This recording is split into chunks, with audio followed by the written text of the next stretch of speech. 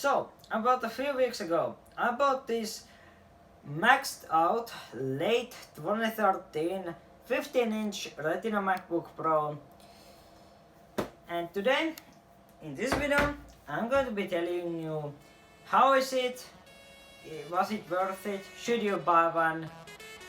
Yeah, let's begin.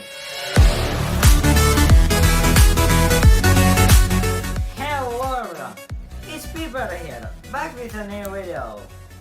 After a while, I know, it has been very hot and still is, so excuse me if I look dead, it's just so damn hot here. So, why did I buy a MacBook Pro? Those who know me very well or have been following me for a longer time know that I really like MacBook Airs. In fact, this is my last thing that I used to edit. Well, not these videos, but some of my other videos. It is a 2015 or 2016 I should probably say, 13-inch MacBook Air. And to be fair, it is very good for light video editing. 1080p 60, yeah, this can handle that in Final Cut Pro, no problem. Light games, yes and no. Minecraft doesn't run anymore for some reason. It used to run at full 60 FPS, but after Intel meltdown patches came along, they kind of did take that 60 FPS away and give it to somebody else. I don't know who they gave that FPS, but it doesn't run well anyways nowadays. And I needed a new computer because of kind of that. Well, not that because it just couldn't run Minecraft. Well, actually kind of just that. But also kind of because I needed something to edit videos on faster. Yeah, and bigger video projects, yeah. So I decided to go with this thing, yeah. Late 2013, you know, MacBook, I already kind of told you this, but guess how much I paid for this? This is in great condition except one rubber feet missing, which apparently is actually a common issue, because this just gets so hot, and I'm kind of surprised both of these top ones haven't, like this one hasn't fallen off yet because of how hot this gets.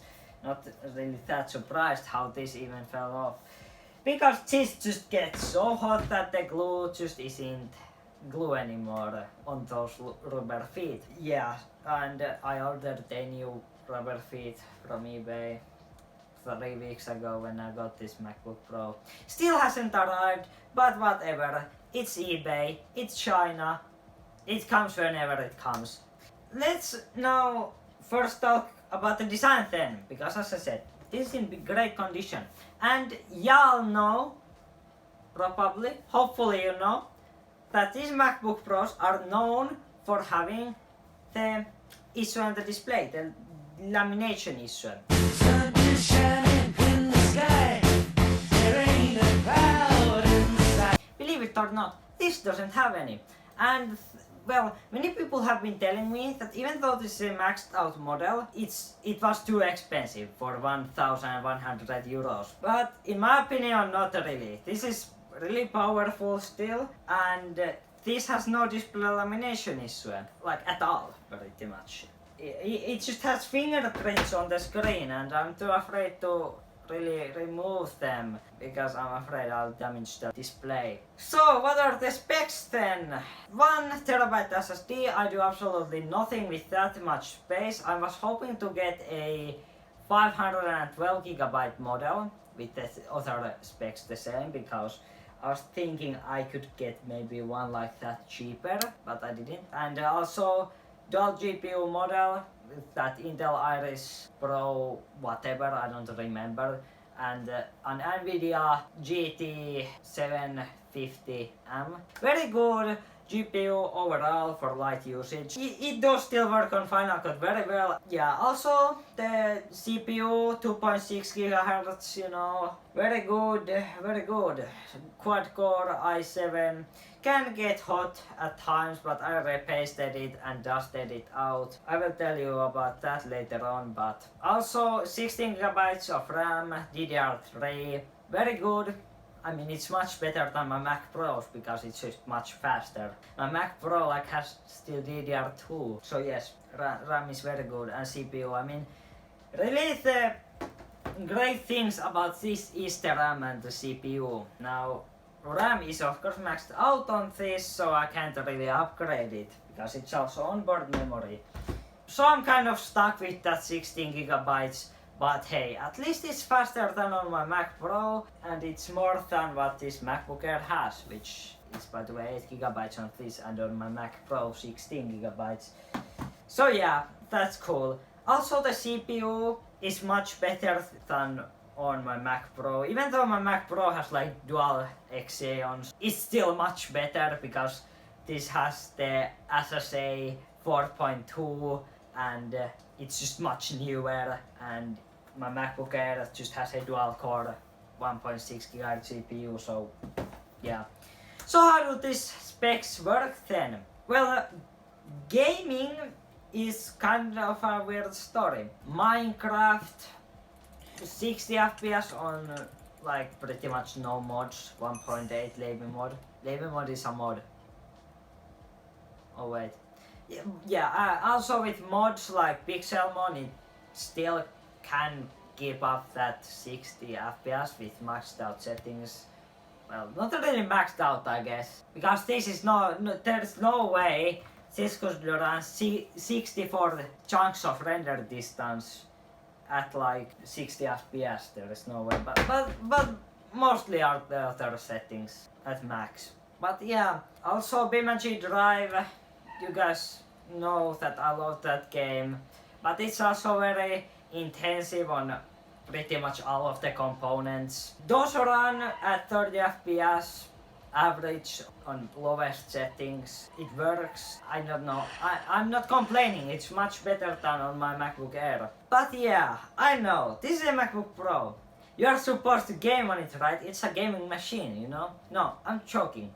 But it is meant for a kind of video editing then. So how does that work? Final Cut Pro, 60 FPS 1080p, throw that in there, works beautifully. Maybe if you would put like something like a footage from Red camera, probably would start lagging quite a bit, but it still does handle my timeline pretty well and my projects. And Motion 5 also, well, for Motion 5, you still need a desktop Mac probably to run that somewhat well, but it is usable, I think, as long as you don't go too crazy with it. And yeah, that I guess covers it. But not the thermals. Now, as this is still a late 2013 model, this has all of the ports and it's still thicker than the latest MacBook Pros. So it does have less, or I guess it has better thermals. It doesn't have that many thermal issues. But when I opened this up to repaste it, of course, because it's a MacBook Pro to be exact, with a dedicated GPU and the maxed out CPU, you have to repaste it. I opened the machine up, I'm so annoyed by how I didn't take any pictures. I just wanted to get that dust out of there as fast as possible. I opened it up and my fingers, when I like touched the back panel, just touched it, my finger went so dusty, it went so grey. I was like, where has this been, this MacBook Pro? Like, dust was everywhere, it was just unbelievable. But I did manage to get all of the dust out, and I did replace the thermal paste. And guess time, type in the comments, how many degrees did the temperature go down on idle? A. 1 Celsius, B. 5 Celsius, C. 10 Celsius, D. 50 Celsius. Those who answered C are correct. Thank you very much. It was quite strange. I was like is this software correct? There is no way that it was 10 Celsius cooler. I couldn't believe it. Now about the battery. Battery quite good. Or it was. When I got the MacBook Pro, I checked on Coconut battery how was the battery on it, and it said it was in macOS battery status it was good, and I think it was at 70%. But now when I open up Coconut battery or just open the battery menu from the menu bar, it shows that I should replace it. But thing is that I'm not going to pay for like 300 euros for a new top case with the risk that they could just mess up my whole computer and get it scratched or damage the screen. I'm not risking that and changing the battery. I'm not even using the battery, to be honest, so I don't really care. So yeah, should you buy this MacBook Pro? If you manage to find one for a great price and you do your research, is this for you? Go with it. This is a MacBook Pro I would recommend. And with that note, I think the video is done. Thank you for watching. Peace out.